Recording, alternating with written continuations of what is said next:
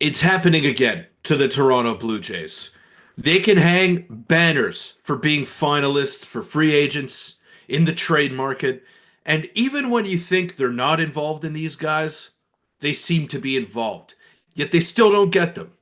I don't understand what's going on. Let's break it down on this episode of Jay's Digest. Welcome in, everybody, to Jay's Digest. I'm your host, Peter Vryonis, alongside host Nick Gosse, and it is happening again, people. Let's hang another banner in the Rogers Center because they have been deemed finalists for Cody Bellinger, who got traded to the New York Yankees. Now, let me preface this by saying I'm not mad that the New York Yankees traded for Cody Bellinger. Nor am I mad that the Toronto Blue Jays didn't trade for Cody Bellinger. What I am frustrated about, Nick, is that the Blue Jays continue to be a laughingstock around Major League Baseball because we didn't hear anything about Bellinger to the Jays. We weren't hearing those reports all offseason long. We knew the Cubs wanted to trade him.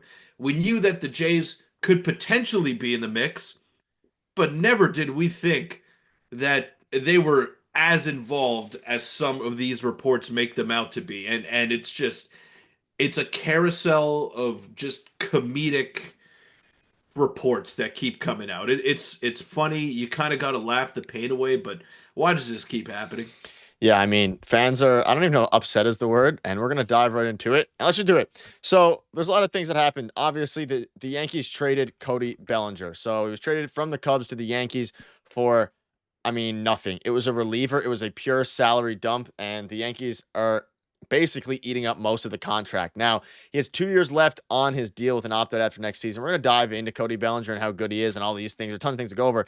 But, Peter, we saw this right after. John Heyman, Blue Jays were interested in Bellinger. That helped the Cubs do the deal they wanted, sending $5 million to the Yankees to offset the 52.5 owed to Bellinger over the next 2 years. So, I mean, he said that the Jays were finalists for Bellinger, or at least were interested in him. And he also doubles down and saying, "Hey, the Jays were purely used as leverage in this scenario just to help out the Cubs and help out the Yankees ultimately, because I think he's a great fit for them." And now we're just stuck here wondering what's next. Now, again, there's still the big fish on the board, as the time of recording at least. Corbin Burns, Anthony Santander, Teoscar Hernandez. It's not like the offseason's over because they didn't get Cody Bellinger. But a reporter comes out saying that, hey, the Jays just were used as leverage for everybody else's Again, benefit again. again. And now it's at the point where it's just like, I want to see them make a big move and actually not be used as leverage, and maybe they'll shut me up and they'll get Santander and they'll even get Corbin Burns. But this report has fans upset, and it's kind of crazy that a reporter, especially John Heyman, who's connected to Boris, at least we assume he is saying this. Yeah. And who do you think what do you think wins in this battle here, head to head? John Heyman hating Toronto or our our subscribers or our commenters hating the Blue Jays front office? Whose hatred do you think runs deeper? I think John Heyman hates Toronto more than anything that this planet has ever seen. He hates the Toronto Blue Jays, and there was no reason to put this in there. And maybe it's true, but why do you have to add that in there? And second of all, can John Heyman get somebody to proofread his tweets for him? Because this is ridiculous. This that helped Cubs do the deal they wanted. That sounds like a third grader typing out this tweet and publishing it. So John Heyman, I understand it. He's credible. He's tapped in. He knows what's going on, but his ego is so far through the roof.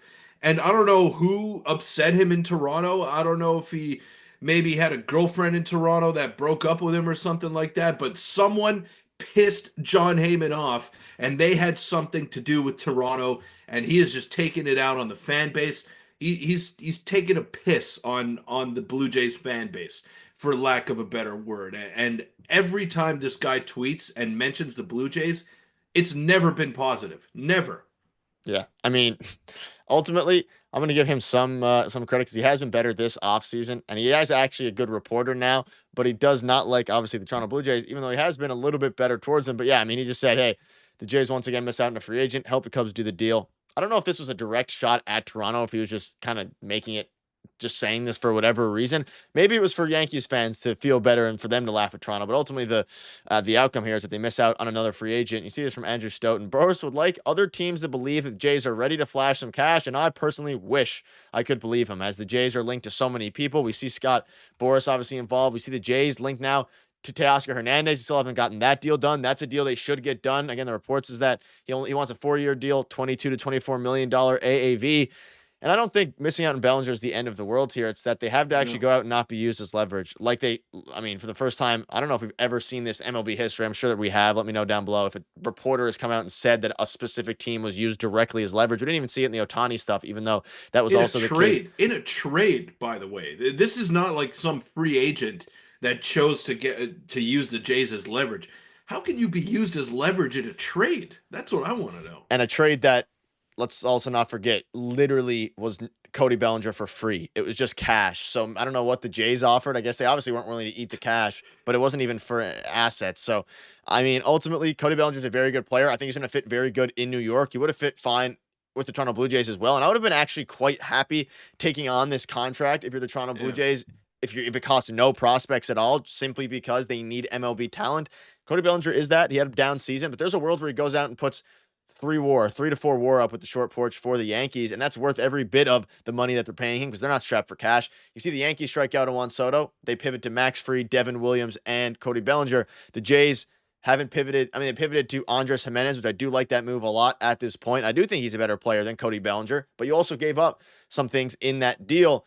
Yeah. So there's a lot of different things here. Teoscar Hernandez, that's another pivot. They need to go out and they need to get somebody of that caliber along with someone else. It seems like Corbin Burns at this point is destined to be a not a Toronto Blue Jay, a San Francisco Giant here. But ultimately, it's happening again, I think. But the saving grace here is that Teoscar Hernandez and others are available, and it seems like his asking price isn't too crazy. But I'm kind of sold on a lot of these teams and players just using the Jays as leverage. I mean, we knew it was the case with Otani. And I mean, it is the case here for a trade that it wasn't even, I mean, you could basically just call it a giveaway. It's an exchange of cash for Cody Bellinger is exactly what it is here because the Cubs didn't want to have $52 million on their books.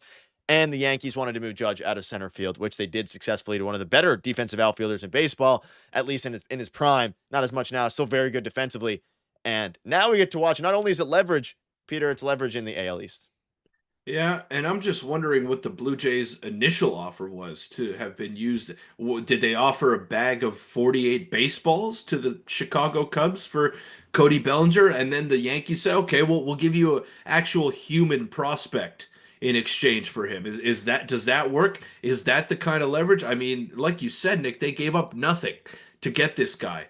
And Cody Bellinger is a pretty good player. Like I don't think he's the MVP that he once was with the Los Angeles Dodgers. Definitely not. But his floor in a season is probably 2020. Like he had what 18 home runs last year and over 20 stolen base.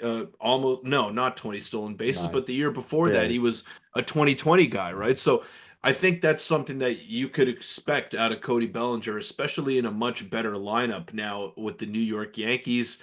He's going to be playing center field, so his defensive value is going to jump up a little bit more. I would have been happy if the Blue Jays got him. I just don't understand how they keep finding themselves in these situations to be used as leverage. Like, what? Why are you wasting your time on this if all it takes to get Cody Bellinger is one mid-tier prospect?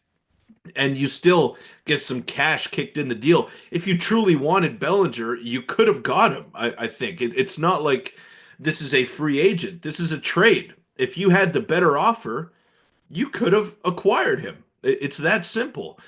Teams don't care where they're sending a guy to. They just want the best package in return. And the Yankees gave up virtually nothing to get him. Would Cody Bellinger have solved all of the Blue Jays' problems? No, definitely not. But I think he's an upgrade over Joey Loperfido, and just his sheer experience and his versatility that he brings. He's got a good arm in the outfield.